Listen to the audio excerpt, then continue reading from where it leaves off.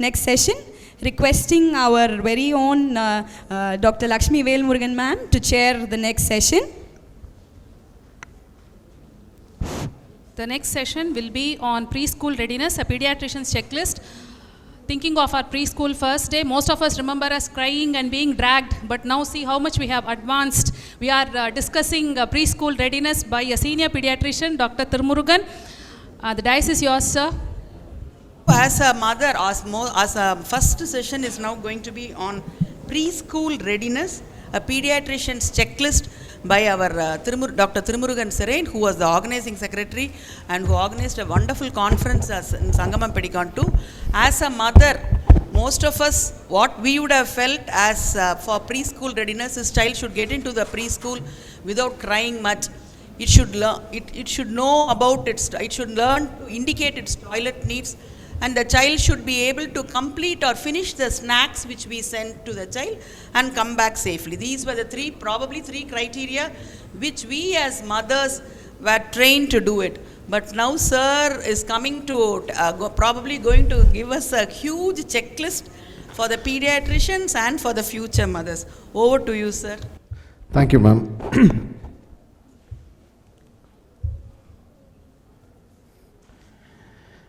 Okay, at the outset I would like to thank the organizers, particularly Dr. Sudhakar and Dr. Subbu for giving me this opportunity to be around here about talking something which I guess we don't even think about. As ma'am said, it's about sending the school, make sure that they eat and then they come back, rather than being sure that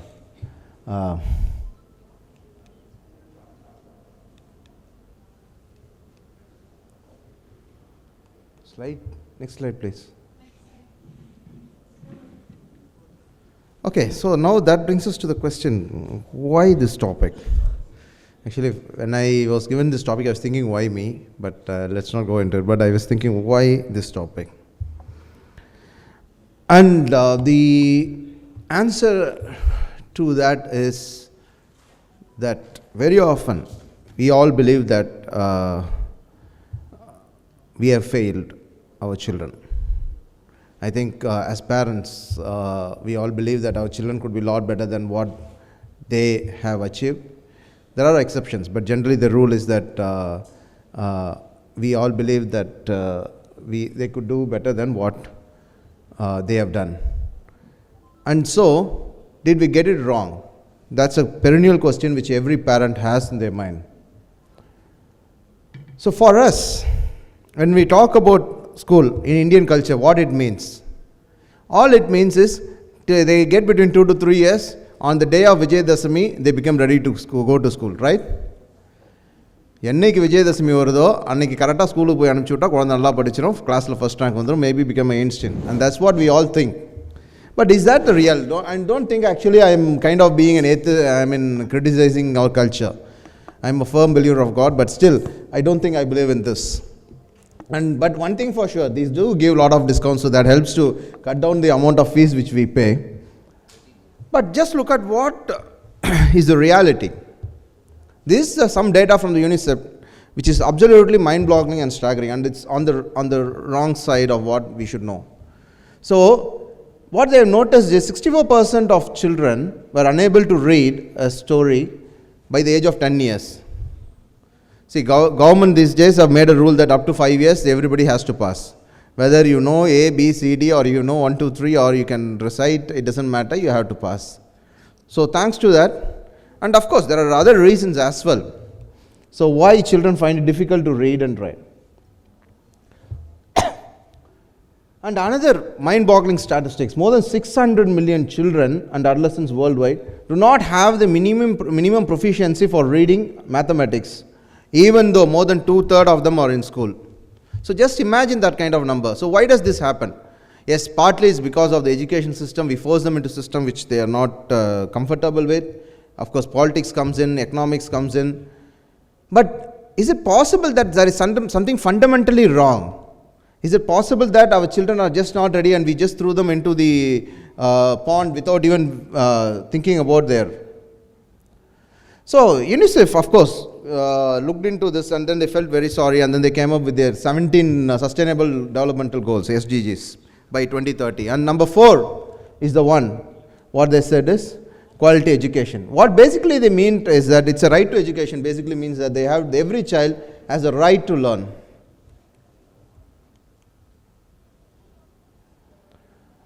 Okay, that's all fine. Okay, that's between the parent and the child. What am I to do here as a pediatrician, isn't it? Do I really bother about it? But let's remember, I mean, very often we get children brought to our practice with the question that my child is going to go to school. I want a great checkup to be done. Make sure that my child is ready to school. Yes, I'm sure we have come across a few like this.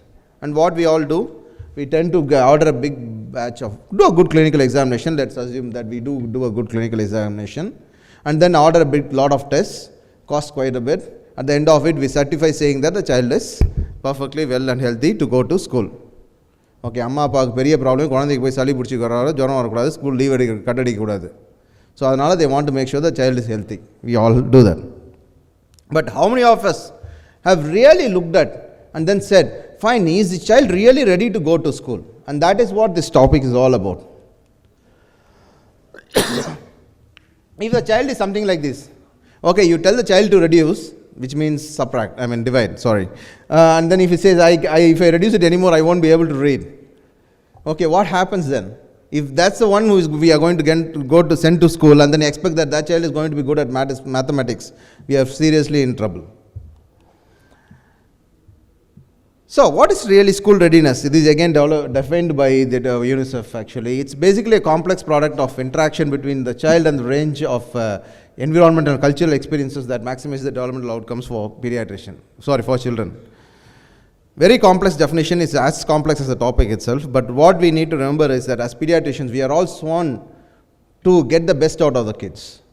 We try to help them to achieve their maximum genetic potential, let it be growth or development. And it's basically something about that. And so, we do have a huge role in making sure that a child does achieve a potential. And that's not just about certifying them and then say, yes, fine, your child is ready or not ready, but also to start talking with parents even well before they reach the time when they get to school.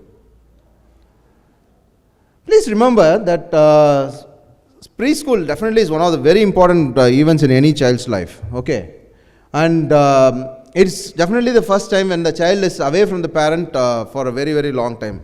And that itself is quite emotionally distressing. Okay, it's like we all of a sudden, get away from our schools and thrown into a college with everybody talking Greek and Latin, and then we look like the little lost child. And very often these children are the lost children. And this opportunity where you have opportunity also to socialize with a large group of peers. Simply சொல்லணும்னா சூதுவாது தெரியாத ஒரு வயசுல okay ஒரு பெரிய கூட்டத்தையே handle பண்ற ஒரு சிச்சுவேஷன்ல தான் நம்ம குழந்தைகளை கொண்டு போய் விடுறோம். Okay, that's what is it, isn't it? So, forget about all the complex definition from UNICEF. Let's make it very simple. What is preschool readiness? Okay. So it basically means that a child has got the necessary skills to cope and then thrive in a school environment. That's what it is. And then that also means that he would be able to go and then try to achieve what he is capable of. Okay, so obviously that means that readiness is definitely not a science. You cannot say, fine, you got 35 scores. We cannot, we expected, it's not a checklist where you say, okay, 10 out of 20 points in this checklist, you got it. You are ready to go to school. That's not how it works. It basically is to be determined by the understanding of the child and whether they can cope in a school. And so what are things they need? So of course they need basic essential communication skills. They need a sensory processing skills. And most importantly, social skills, which a lot of our children these days are lacking, and we keep blaming COVID pandemic for that. But please remember, all this without the mother or father or the aunt or somebody else sitting on top of them. So let us get into more complex territory and trying to figure out what are all the things they really need. So there's a lot of things which we are going to talk about. So I'm just going to go through each and every one of them, because I don't have the intellect to understand this complex terminology. So I really love when it is very simplified for me. So I thought maybe I will do the same for here as well. So starting with the first one, which is self-regulation. Okay, this is the ability to obtain, change, maintain and change emotion, behavior and attention and activity level appropriate for a task or a situation. ரொம்ப சிம்பிளாக சொன்னால் it's ability to think before acting. Okay, I want to do something, let me just start thinking and then okay let me do. And that is something which is needed for all of us. Sometimes I felt this topic looked more like a life lesson rather than like a topic on for kids actually. But anyway, then the next thing is about sensory processing. It's basically is a way the child receives the impulses and then just sees. See, what we all know, whatever we see is not absolutely what is the real truth. But we all try to process it, okay, based on our past experiences, we all try to look at it and then try to come out, figure out, and then try to understand what it exactly means. So, based on all that. So, next is something fairly easy and simple, which is receptive language. Okay, it is what can the child understand? Again, it's something which often comes through when the parent comes and says, my child does not speak. And then you ask them, can he understand? And the answer is yes, he understands absolutely everything. Whatever I say, he understands, but he is not able to tell what he wants. So, the second part is the expressive language. So, a child might sit in the class and then he might understand, but he will not be able to speak back, okay, and then talk about it. Now, so, the expressive language, and then along with that comes one more, which is articulation. Now, what is the difference between the two? Articulation is all about words and expression is a little beyond words. It's about the body language, it's about your behavior, it's about the way you interact, and it's just not only words. I mean, looking at all this, no, it makes any parent, his role very complicated. That's what I felt actually. And then, they should have executive functioning, which basically means higher order reasoning. So, like working out a building, like if you give them a blocks, how to make a building out of the blocks and things like that. Something which we often forget, I think in this era of nuclear family, we struggle a lot with emotions. Okay, even yesterday I had the mother who walked in and then she was very upset that her second child is not as good as the first child. And then I was just talking to her, and then I realized that there's nobody else to talk to the child at home. He sits alone at home, mom goes to work, dad goes to work, and then expect him to have emotional social interaction. That never is going to happen. So basically we often create Mooglis inside the country and not in the jungle.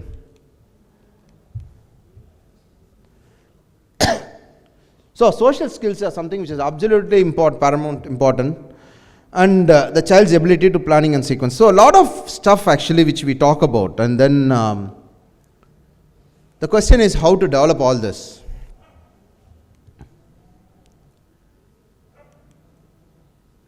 So in order, if you want to say the child is ready, they should have developed all the skills, of course. And then we have talked about it in detail. So I'm just going to skip that. Then, but please remember that we all keep saying parenting is not easy, which also means that preparing for school is also not very easy.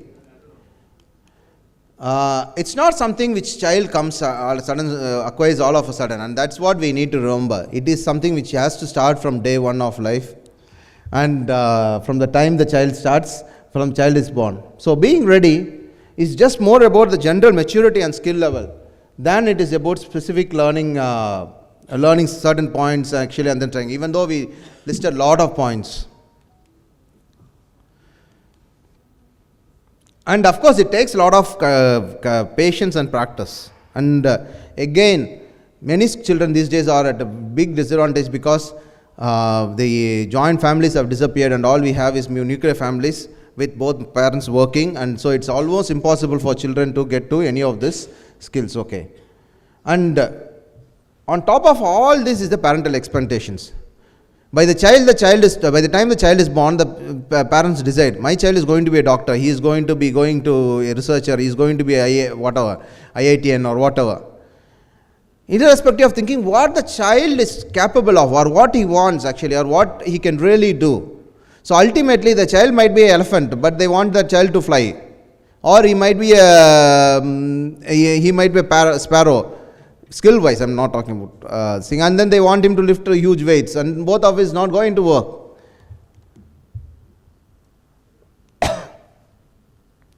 Please remember that preschool is these days definitely is not rigid. It's more about play. Of course, they try to make it as bored as possible and as rigid as possible. But still, I think these kids are escaping. So let's not try. Even I mean, I have got parents who have come across parents who have said, see, every day at the age of from 1 year onwards, my child has to say ABCD for half an hour. Mandram odra meri kaalaila eyendirchi okkandu ABCD appdin sollanum. So the child will at the end of by 1.5 years will say ABCD without knowing what is ABCD.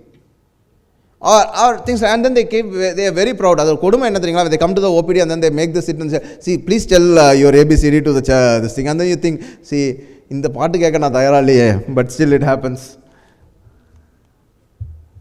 So please remember that if you want to really get your child to be school ready, throw away the programs, try to be with the child and then try to develop the skills which they need. So if you want to develop social skills, something very basic, send the child to the parents, to the in-laws, to the relatives, to the other kids. Don't think of coughs and colds and sneezes. Tell them that it is acceptable and then to get coughs and colds. And then no, that's where they develop the social skills, not in front of TV, not in front of their mobiles. And idhula vera bhayangar problem. Parents very often, some parents have a worry that if I let these children interact with some other kid, their kind of lifestyle will come in to affect my child, and that's not what I want. Those kind of stuff do go in. And something which actually was very interesting, which I came across while preparing for this, is about reading books. It's something which they've clearly showed that it has a very positive effect. How many of us as parents, I'm sure there are enough parents here, have sat and read books with our children? Okay, and it does make a big difference.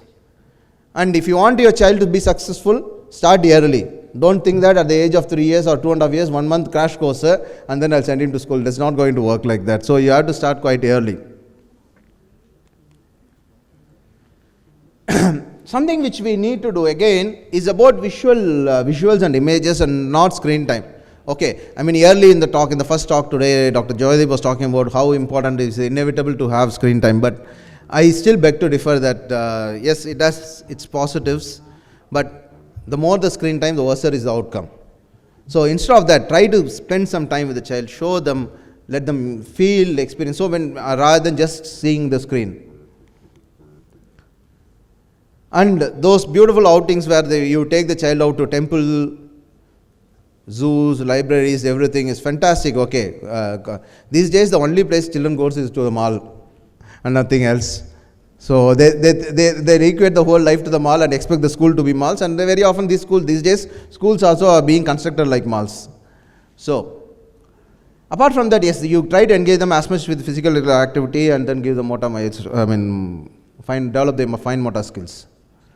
Okay, a little bit about what are all the milestones which we mean. Okay, we talked very abstract. Let us get a bit more concrete. So basically we have got 5 different developmental domains. So we have got the motor development, we have got the cognitive, we have got the social, and we have got the emotional. Okay. So how shall we go about? There's a whole lot of them. I don't think I need to read about it, but pretty much what a child by the time they get to preschool should do. Obviously they should be able to run around, differentiate between right and left, try to throw a ball and catch a ball, walk on a line, hop, skip and jump, stand a few seconds. Stand for a few seconds on the and then of course try to give them a pen and then see if they can have a tripod script. It should have been long developed by now. Dexterity by giving them a pair of scissors and then trying to cut it, and then of course most important is to try to get the child to sit in a place for the school. See, our parents again, they don't want to do that. Okay, and then no, all of a sudden they want the school to in the school the child to sit for half an hour. How is it going to be possible? It's not going to happen. They're not used to it. So better try all that. So when it comes to the emotional development, see, unfortunately, our training is all about motor and fine motor, gross motor and psychomotor development with bit of language. So we don't look at the other important aspects of development because we all think that is not important for undergraduate, now becomes important for postgraduate unless you are interested in developmental pediatrics, but it is something which is important for the way of life. So obviously the child has to separate easily at school drop-off, have to accept நான் எங்கள் அம்மா அப்பா சொன்னால் மட்டும் தான் கேட்பேன், வேறு எவன் சொன்னாலும் கேட்க மாட்டேன்னு சொல்லிச்சுன்னா ஸ்கூலில் வேலைக்கே ஆகாது. So and then they definitely have to have some basic self-care skills and can go places obviously without parents. Okay.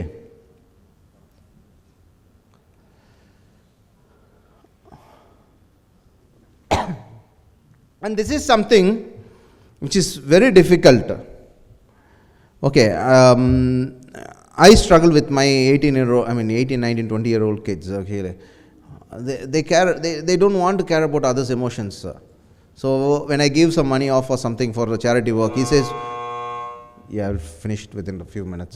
Okay, so he says that why do you want to even give money? Because it's not something which we need to bother about.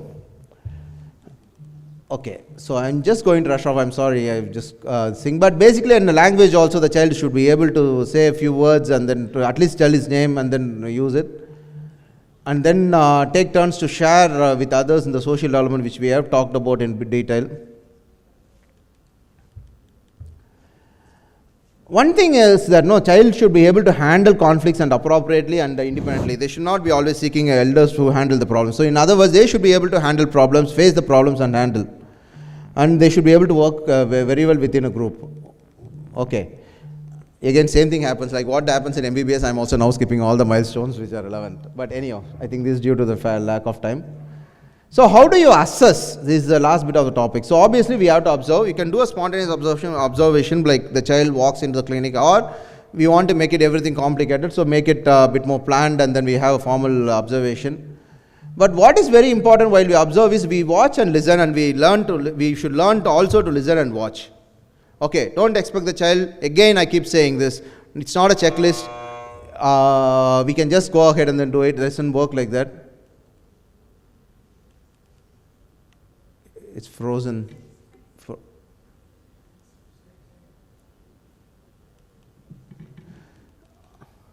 Okay, I'm sorry, just go on. Okay, there are a lot of scales which are available. I'm not going to talk in detail about any one of those because for once I always said it's not something which is necessary. But what is necessary is something you can just go down.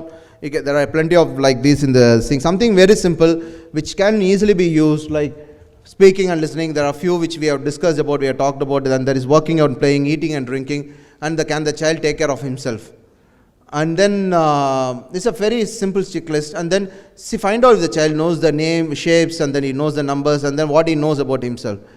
This pretty much, if the child does most of these things, you can pretty much say that the child is capable of handling a relatively stressful or a happy environment at school. So the signs the child may not be ready are, one is the characteristics, obvious younger than the peers. He has a very short attention span and poor concentration, has poor hand-eye coordination, of course moves in a clumsy way, and struggles with fine motor skills, okay, and is dependent of course on elders. Okay, it's all wonderful when we talk about all this, and this is the last slide, so last but one slide, sorry.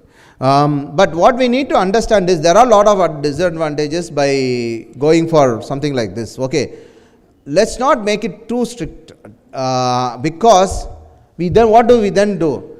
People, நம்ம ஊர்லலாம் ரொம்ப சந்தோஷம். Okay, யாராவது teacher ஒரு வயசுல சொல்லி கொடுக்குறாங்களா, ஹாப்பியா parents will send the child to the teacher to teach how to talk, how to write, how to eat.